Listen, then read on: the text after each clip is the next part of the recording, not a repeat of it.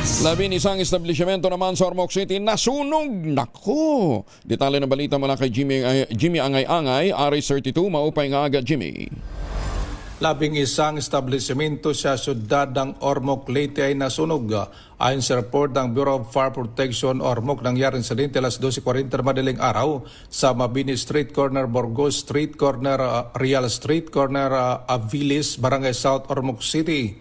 Ang mga nasunog establishmento ay ang Nice Burger Junction, totally damaged; Kuya Boards Eatery, totally damaged; Chokes to Go, partially damaged; Oling Rooster, totally damaged; St. Jude Agricultural Supplies, totally damaged; TGP Pharmacy, totally damaged; Ormoc Mercury Hardware, totally damaged; Vicintas Cafe, partially damaged; Vans Clothing Shop, partially damaged; Villisima Salon, partially damaged; at ang pang-11, ang Phoenix Super LPG, partially damaged.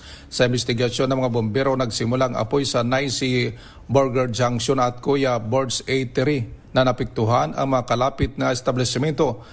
Nakontrol ang apoy alas 2:23 na ng madaling araw. Nagkakalagang 8.4 milyong piso ang pinsala ng sunog at wala namang nasaktan. Sa kasalukuyan, iniimbestigahan ng Bureau of Fire Protection Ormoc ang pinagmulan ng apoy. Mula dito sa DYVL Action Radio Tacloban, ito si Arstratito Jimmy Angay-Angay para sa DZRH. Una sa Pilipinas, una sa Pilipino.